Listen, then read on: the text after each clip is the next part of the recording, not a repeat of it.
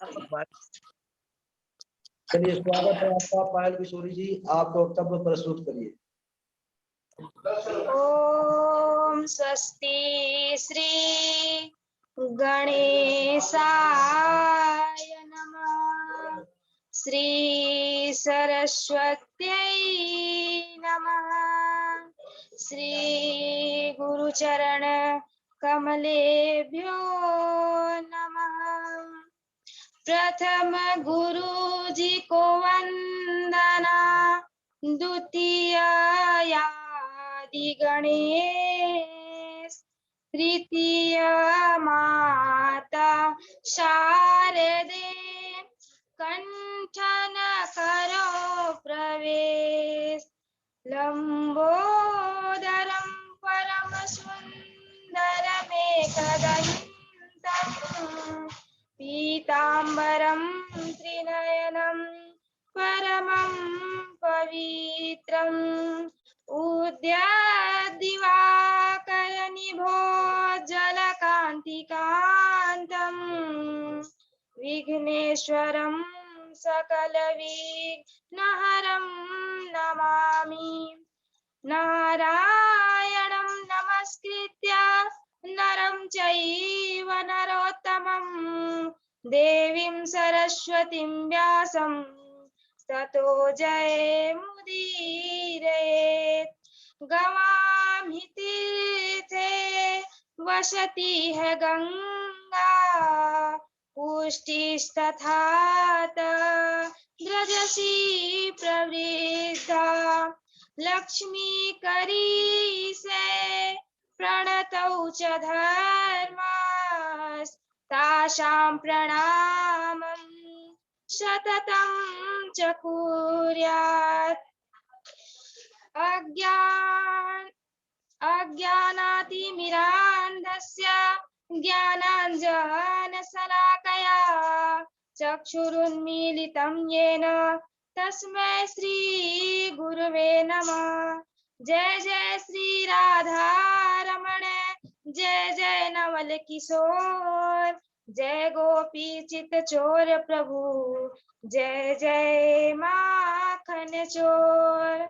आए हो तो प्रेम से लो हरि का नाम, सब भक्तों को मेरी ओर से जय जय राधे श्याम, जय जय सीताराम, जय जय राधे श्याम। परम्परात्पर अखिलेश्वर अकारण करुणा वरुणालय, भक्तवांछा कल्पतरु, सगुण साकार निर्गुण निराकार, जगदेक बंधु करुणैक सिंधु, सच्चिदानंद घन परमात्मा, पीतांबरधारी श्री बांके बिहारी लाल जी के चरणों में इस दासी का सादर प्रणाम। परम आराध्य लाडली वृषभानु नंदिनी प्राण प्रिया किशोरी श्री राधा रानी जी के चरणों में इस दासी का सादर प्रणाम एवं मेरे सदगुरुदेव भगवान जी के चरणों में मेरा कोटि कोटि नमन वंदन। समुपस्थित समस्त भगवत भक्तगण एवं जूम ऐप के माध्यम से कथा श्रवण करने वाले प्यारे श्रोता बंधुओं, आप सभी को मेरा स्नेह भरा जय जय श्री राधे, जय जय श्री राधे, जय जय श्री राधे श्याम।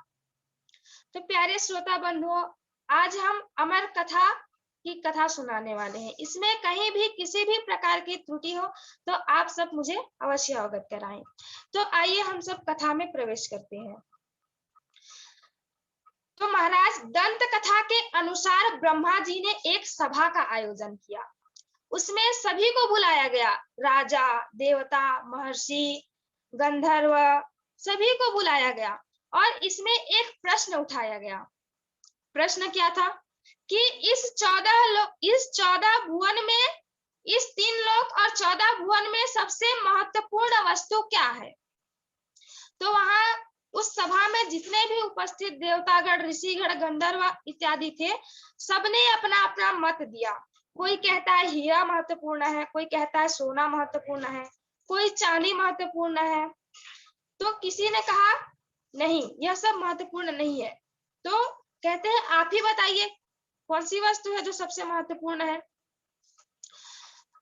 ऋषिगण कहते हैं प्रेम सबसे महत्वपूर्ण होता है, और वो प्रेम जो सबके पास नहीं मिलेगी। प्रेम कैसा? जो आप और हम करते हैं वो प्रेम नहीं, हम तो स्वार्थ का प्रेम करते हैं, परंतु यहाँ महत्वपूर्ण निस्वार्थ प्रेम को बताया गया है, इसलिए निस्वार्थ प्रेम महत्वपूर्ण है। तो बोले ये किसके पास मिलेगा?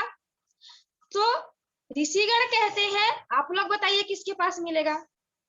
तो कुछ देवता कहते हैं हो ना हो ब्रह्मा और ब्रह्माणी के पास तो ये जरूर मिलेगा। भाई वो रचना किए हैं, दुनिया बनाई है उन लोगों ने,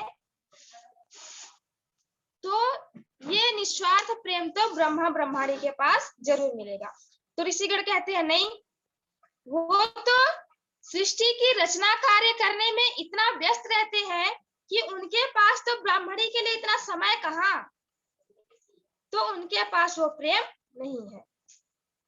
अब वहां नारद जी बैठे थे, तो नारद जी किसके भक्त हैं? विष्णु जी के। तो नारद जी कहते हैं हो ना हो मेरे प्रभु विष्णु और लक्ष्मी माता के पास तो अवश्य ही मिलेगा। तो बोले नहीं, उनके पास भी नहीं है। तो बोले क्यों नहीं है? अरे उतना ही प्रेम होता तो भगवान समय ना समय देखकर अपने भक्तों के पीछे नहीं भागते कि, परंतु विवाह तो अपनी पत्नी से ही किया, और उनकी पत्नी कौन है? लक्ष्मी जी। तो रुक्मिणी जी लक्ष्मी का अवतार है, सीता माता भी लक्ष्मी का अवतार है। उन्होंने राधा कृष्ण के प्रेम में त्याग सिखा दिया। प्रेम का अर्थ सिर्फ देना ही नहीं, त्याग भी होता है। भगवान अपनी लीलाओं से हर जगह कुछ ना कुछ सीख देते हैं। तो विष्णु और लक्ष्मी ने कहा उनमें तो है।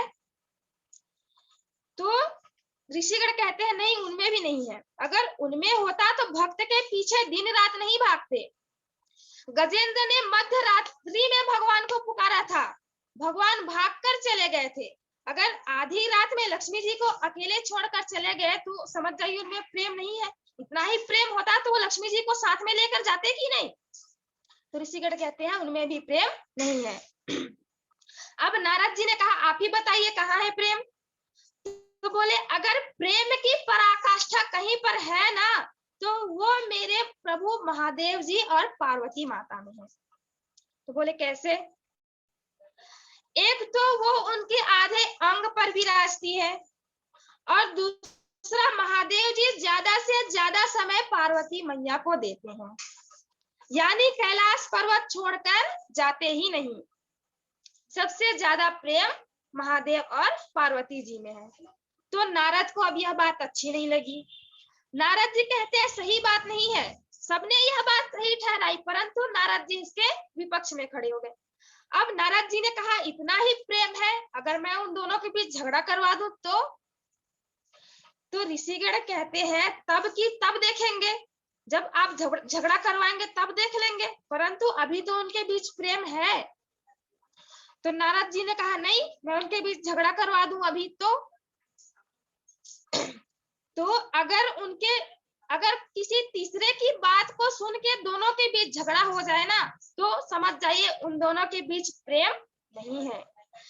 तो नारद जी ने फिर कहा मैं उन दोनों के बीच झगड़ा करवा दूं। तो नारद जी रोज कैलाश पर्वत जाया करते थे, और महादेव जी को पार्वती मैया के साथ देखकर फिर वापस लौट आते।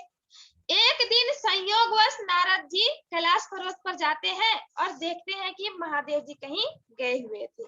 पार्वती माता अकेली थी। नारद जी उन्हें प्रणाम किए। माता ने कहा कैसे आना हुआ? नारद जी बोले मुझे बाबा से कुछ जरूरी कार्य था। कहाँ है बाबा? माता कहती है मुझे कह दो, मैं उनसे कह दूंगी। बोले नहीं, बाबा से मुझे थोड़ी व्यक्तिगत बात थी। व्यक्तिगत यानी क्या? पर्सनल। आज के जमाने में देखा जाए तो पर्सनल। तो माता ने कहा आपके बाबा और मेरे बीच कोई व्यक्तिगत बातें नहीं रहती, वो सब कुछ मुझे बताते हैं। नारद जी ने कहा मैं नहीं मानता।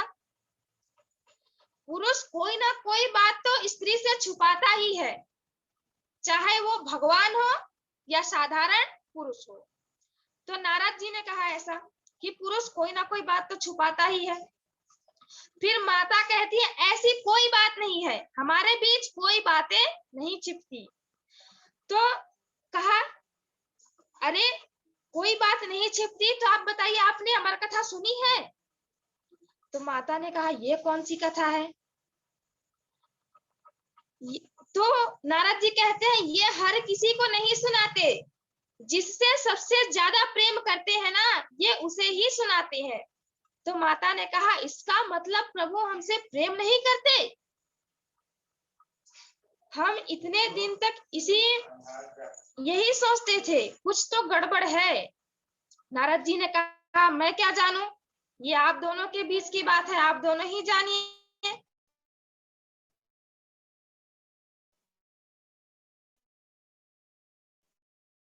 अच्छा मैं चलता हूँ। अब यह नारद जी कौन सी कथा है जो आज तक प्रभु ने मुझे नहीं सुनाई? तो महादेव जी रोज कोई ना कोई कथा पार्वती मैया को सुनाते थे, रोज कोई ना कोई कथा। आप कई श्लोक भी सुने होंगे उनके, जो महादेव जी ने पार्वती मैया को समझाने के लिए कहा। माता ने कहा कोई बात तो जरूर है, जब प्रभु ने मुझे सारी कथाएं सुनाई तो अमर कथा क्यों नहीं सुनाई? कुछ तो जरूर है। अब जब महादेव जी घर आते हैं तो रोज की तरह उनका कोई स्वागत नहीं किया गया, दरवाजे पे कोई लेने नहीं आया। ठीक है, अंदर आते हैं महादेव जी। अब घर आते ही उनसे कई प्रश्न करती है माता, परंतु आज कुछ नहीं। अब महादेव जी ने कहा बात तो शुरू करनी ही पड़ेगी। देखिए जब दोनों के बीच बात नहीं होता ना, तो बच्चों के माध्यम से बात शुरू ही करना पड़ता है। तो महादेव जी ने कहा अरे गणेश और कार्तिक कहाँ है? तो माता ने कहा होंगे कहीं, दिन भर पास बिठा के रखूं क्या दोनों को? माता तो क्रोधित है। अब तो ये तो पक्की हो गई कि माता नाराज है। अब किस बात पे नाराज है ये पता करना है। फिर शांत हो गई माता। महादेव जी ने कहा आपकी तबीयत तो ठीक है? माता ने कहा हाँ बिल्कुल ठीक है। क्यों? तो ठीक है तो आज भांग वांग नहीं मिली? अब ये तो आग में घी डालने के बराबर हो गया महाराज। माता तो और ही क्रोधित हो गई। माता बोली देखो, जब आपको भांग बना के दो, बड़े बेटे को खीर बना के दो, छोटे बेटे को लड्डू, यही सब करने के लिए मुझे ब्याह के लाए हो क्या? अब माता का गुस्सा तो और ही ज्यादा बढ़ता गया, क्रोध उतर ही नहीं रहा है। अब भगवान कहते हैं, महादेव जी कहते हैं कि क्या बात है, किस बात पे आप नाराज हैं? मेरी कोई बात आपको बुरी लगी क्या? कोई बात आपको गलत लगी क्या? माता ने कहा पहले तो ये बताओ आप हमसे प्रेम करते हैं या नहीं? महादेव जी ने कहा ये भी कोई पूछने की बात है? अरे बहुत प्रेम करते हैं, सबसे ज्यादा हम आपसे प्रेम करते हैं। माता ने कहा अगर ऐसा बात है तो ये अमर कथा क्या है, और आपने अभी तक ये कथा हमें क्यों नहीं सुनाई? महादेव जी कहते हैं ये किसने बता दिया? अब महादेव जी अपने दोनों नेत्र बंद करके ध्यान करने लगते हैं, तो देखते हैं कि नारद जी आए थे कैलाश पर्वत पर और यह बात उन्होंने माता को बताई है। महादेव जी सोचने लगते हैं ये ब्राह्मण देवता आते हैं और कुछ ना कुछ चक्कर चला के चले जाते हैं। महादेव जी कहते हैं अरे नहीं सुनाई तो अब सुना दूंगा। माता ने कहा सुनानी ही पड़ेगी, पर अब तक क्यों नहीं सुनाई? महादेव जी कहते हैं मैं आपको सुनाता हूँ, लेकिन आप महिलाएं में एक बुरी आदत रहती है। माता कहती है कौन सी आदत? देखिए ये मैं नहीं कहती, ये महादेव जी कह रहे हैं कि आप महिलाएं ना कोई भी बात छिपा कर नहीं रखती। जहां 4-5 महिलाएं इकट्ठे हुई कि पंचायत शुरू हो जाती है कि आज मेरे घर ये हुआ, उसके घर वो हुआ, हमेशा पंचायत शुरू हो जाती है। और ये कथा सबको नहीं सुना सकते। महादेव जी माता को समझा रहे हैं ये कथा सबको नहीं सुना सकते। इसका नाम से ही आप समझ जाइए, अमर कथा, सुनने वाला ही अमर हो जाता है। माता ने कहा मैं किसी को नहीं सुनाऊंगी। ठीक है, अब कैलाश पर्वत के सबसे ऊंची शिखा पर जाकर बैठते हैं, कल्पतरु वृक्ष के नीचे। तो कथा में जीव सांसारिक चिंताओं को भूलकर प्रसन्न तो रहता है, लेकिन ये भी इतना आसान नहीं है। जैसा कहा गया कैलाश पर्वत के सभी जीव जंतु छोड़कर जाने लगे।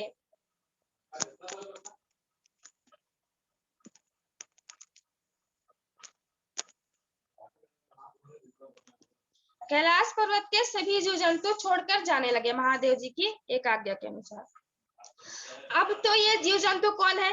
ये मोह माया रूपी ही जीव जंतु है जो आपको भगवान से मिलने से रोकते हैं।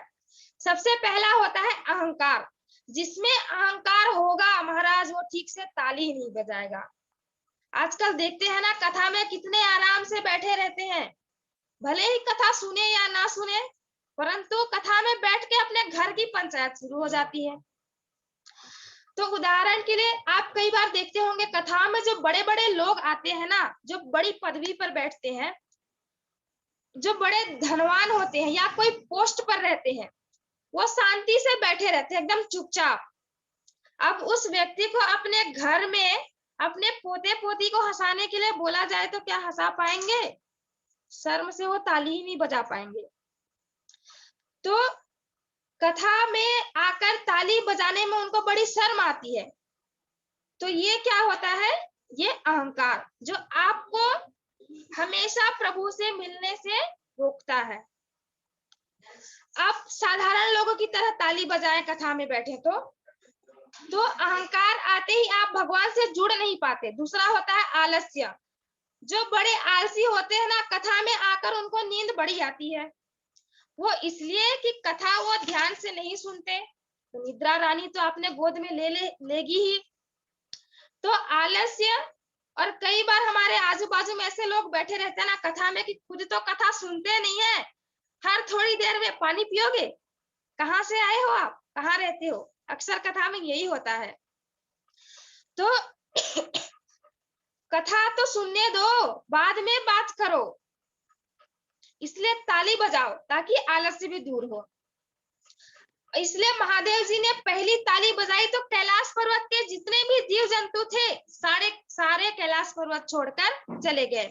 अब दूसरी ताली बजाते हैं तो महादेव जी का जो त्रिशूल था वह कैलाश पर्वत का 3 बार परिक्रमा करता है कि कहीं कोई छूट तो नहीं गया, कहीं कोई रह तो नहीं गया। अब तीसरी ताली बजाते हैं महादेव जी तो वहां आसपास सुगंधित हवाएं बहने लगती है, भक्तिमय वातावरण हो जाता है। अब महादेव जी कहते हैं कि मैं कथा सुनाना प्रारंभ कर रहा हूं, पर एक बात का ध्यान रखना। माता कहती है कौन सी बात? ये पार्वती जी के माध्यम से आपको समझाया जा रहा है कि कथा ध्यान से सुनना चाहिए, क्योंकि कथा में अगर मन इधर उधर हुआ ना तो निद्रा रानी अपनी गोद में ले लेती है, क्योंकि वो हर कथा में आती है, अपने भक्त की परीक्षा लेती है, कहीं ये ध्यान से कथा सुन रहा है भी कि नहीं। तो अगर भक्त ठीक से कथा सुन रहा होता है ना तो निद्रा रानी वापस चली जाती है। अगर थोड़ा भी ध्यान इधर उधर हुआ ना कथा में तो तुरंत आपको निद्रा आ जाएगी। तो उसको भोलेनाथ जी माता से कहते हैं कि ध्यान से कथा सुनिएगा। माता ने कहा ठीक है प्रभु, लेकिन फिर भी क्या पता कथा कहते कहते हमारे ही नेत्र बंद हो जाए, नेत्र बंद यानी ध्यान में चले जाए। तो आप ऐसा करिए, आप बीच बीच में हमें हुंकरा देते रहिए, और हुंकरा कैसा, हूं स्वामी कह के कहते रहिए, ताकि हमें भी पता चले कि आप ध्यान से कथा सुन रही हैं। तो माता ने कहा ठीक है, आरंभ करिए आप कथा। वहां कल्पतरु वृक्ष के नीचे जहां कथा श्रवण कर रहे थे ना, उसी वृक्ष पर एक सुक का अंडा था, जो कि वह त्रिशूल को पता नहीं चला कि वह जीवित जीव है। अब जैसे ही कथा आरंभ होती है ना, तो वह कथा के प्रभाव से वह अंडा फूट जाता है, तो उसमें से एक सुक पक्षी निकलता है। तो महाराज वो सुक पक्षी बैठे बैठे कथा सुन रहा था, कुछ आवाज नहीं, चुपचाप से सुन रहा है। फिर कुछ देर तो माता ने कथा सुनी, हूं स्वामी करके, थोड़ी देर बाद वह सो गई।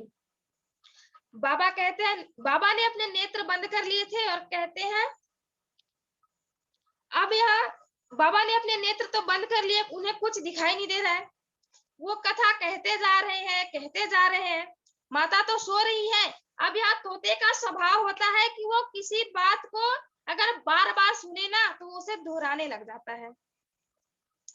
तो इतनी देर से वह कथा सुन रहा था सुक पक्षी, तो अब उसने माता की बात को दोहराना शुरू कर दिया। इधर महादेव जी कथा सुना रहे हैं, उधर वह सुख पक्षी हूँ स्वामी कर रहा है। अब ये देखिए भक्ति की चरम सीमा। बाबा को तोते की आवाज भी माता की आवाज ही लग रही है। अंत में बस कथा समाप्त होने ही वाली थी। भोले बाबा नेत्र खोलते हैं। देवी, आपने क्या समझा? इधर देवी तो महाराज नींद में मस्त मगन होके सो रही है। अब देवी नींद से जागती है तो कहती है, महाराज गलती हो गई, आप फिर से कहिए, मैं फिर से कथा श्रवण करूंगी। बाबा कहते हैं, वो तो ठीक है, पर आप सो रही थी तो इतनी देर से हूँ स्वामी का हुंकरा कौन दे रहा था? इधर उधर देखिए कोई नहीं, आगे देखा तो भी कोई नहीं, पीछे देखा तो तोते पर नजर पड़ी। अब महादेव जी क्रोधित हो गए।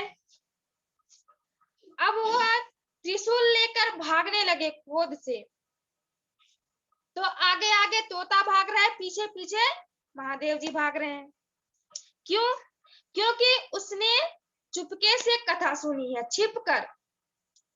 अब इस 3 लोक और 14 भुवन में कोई सहायता नहीं कर रहा उस पक्षी को। कौन करे महाराज, कौन महादेव से बैर लेवे? तब सुख बालक ने सोचा कि जब दैत्यों से संकट हो ना, तो देवताओं के पास जाओ, और जब देवताओं से ही संकट हो तो महाराज किसके पास जाएं? तब वो सोचने लगे कि ब्राह्मण देवता के पास जाना चाहिए। तब उन्होंने पृथ्वी पर जाते हैं, और पृथ्वी पर वेद व्यास जी महाराज अपनी पत्नी माँ विटिका, उनकी पत्नी का नाम था विटिका देवी, तो उनकी पत्नी के साथ बैठे थे। उसी समय उनकी पत्नी को उबासी आई। उबासी का अर्थ बोला जाए तो जम्हाई। जैसे आलस्य आता है ना तो जम्हाई लेते हैं ना, वैसे ही उबासी आई। तो जैसे ही माता विटिका देवी ने अपना उबासी लेने के लिए मुंह खोला, वह सूक्ष्म पक्षी उनके मुख के द्वार से गर्भ में प्रवेश कर गया। अब भोले बाबा आते हैं, अत्यंत क्रोधित है, क्रोध से उनका नेत्र एकदम लाल है। व्यास जी के घर पहुंचते हैं। व्यास जी से कहा, कोई व्यास मतलब भोले बाबा व्यास जी के यहाँ पहुंचते हैं। व्यास जी ने भोले बाबा से कहा, प्रभु पहली बार तो आपके दर्शन हुए हैं, और वो भी इस अवस्था में, इस रूप में। प्रभु हमसे ऐसी क्या गलती हो गई? बाबा ने कहा, आपसे कोई गलती नहीं हुई है, आपके घर पर एक चोर मेरे यहाँ से चोरी करके भागा है। वेद व्यास जी कहते हैं, चोर? वो भी चोरी करके, वो भी आपके घर से? प्रभु आपके यहाँ चुराने को है ही क्या जो आपके घर से कोई चोरी करेगा? ऐसा व्यास जी कहते हैं। आप तो बिना मांगे ही सब कुछ दे देते हैं, और आप अपने घर में कोई कीमती वस्तु रखते ही नहीं, और यदि रखते होंगे तो भांग धतूरा, और यदि भांग धतूरा ही चुराया होगा तो ये तो प्रभु खाने की वस्तु है, इसके लिए इतना क्रोध? तो भोले बाबा कहते हैं, अरे उसने मेरी अमर कथा का चोरी से रसपान किया है, मैं उसे मृत्यु दंड देकर ही रहूंगा। तो व्यास जी ने कहा, सही नाम है प्रभु आपका भोले भंडारी। ऐसा क्यों? क्योंकि उसने अमर कथा तो सुन ली, तो वह तो अमर हो ही गया। आपका नाम भोले भंडारी एकदम सही रखा गया है प्रभु। आप उसे मार ही नहीं सकते, क्योंकि आप उसे मार दे तो आपकी अमर कथा झूठी हो गई। इसीलिए कहते हैं क्रोध नहीं करना चाहिए। क्रोध के समय भगवान के भी सोचने की शक्ति चली गई, तो महाराज हम तो इंसान हैं, तो क्रोध में अनेकों कार्य भी गलत कर सकते हैं, इसलिए क्रोध में निर्णय नहीं लेना चाहिए। महादेव जी भूल गए कि तोते ने तो अमर कथा सुनी है। अब क्रोध में वह एकदम, उनका नेत्र तो एकदम लाल कि कब वह सुख पक्षी को हम पकड़े तो कब उसे मृत्यु दंड दे। तो महाराज व्यास जी समझाते हैं कि उसने तो प्रभु आपकी अमर कथा ही सुन ली है, तो वह तो अमर हो ही गया। अब वह, अगर आप उसे मृत्यु दंड दे देंगे तो आपकी अमर कथा तो झूठी हो गई। ऐसा अमर कथा का रसपान महादेव जी पार्वती मैया को कराते हैं।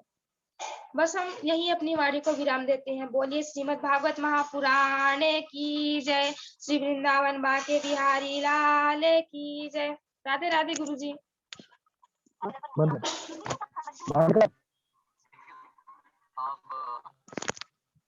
बहुत सुंदर, बहुत बढ़िया।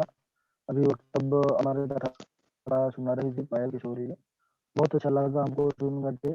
बहुत अच्छा तैयारी है और ज्यादा इन्होंने नहीं लिया विषय को, सारे विषय को इस प्रसंग में बहुत ज्यादा लोग लेते हैं ना, उसका तो हम थोड़ा सा समझाते हैं कि ऐसा नहीं करना है। अब इन्होंने सहजता के साथ उस प्रसंग को कहा है, इसलिए बहुत प्रसन्नता है।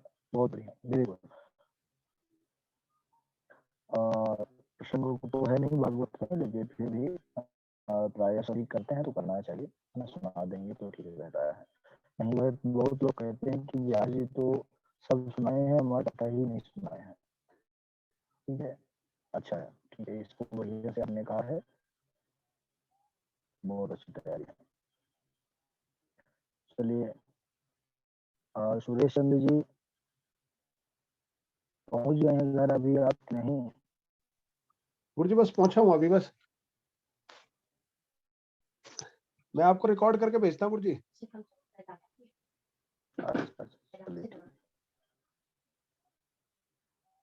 हाँ जी, दे दिएगा। चलिए ठीक है, बढ़िया है, अच्छे तैयारी करिए सब लोग, बहुत अच्छा इन्होंने सुनाया है। अब कल जिनका नंबर होगा वही थोड़ा तैयार कर लेंगे बढ़िया से, ठीक है। चलिए, आपके रिकॉर्डिंग श्लोकों का रिकॉर्डिंग थोड़ी देर से भेज रहे हैं आपके पास, और बढ़िया से मेहनत करिए, उसको तैयार करिए। जहाँ भी कहीं कुछ समझ में ना आया करिए आप लोगों को, तो हमको फोन कर दिया करिए, नहीं तो व्हाट्सएप पर आप लोग मैसेज कर दिया करिए, बिल्कुल पूछ लिया करिए, है ना, कोई भी बात है तो। चलिए, अब आप लोग भी भोजन साथ करिए। कृष्णाय वासुदेवाय हरे परमात्मे प्रथा कृष्णाय गोविंदाय नमो नमः। बोले वृंदावन बिहारी लाल की जय, भागवत महापुराण की जय। जय जय श्री राधेश्याम। ओम नमः पार्वती हर हर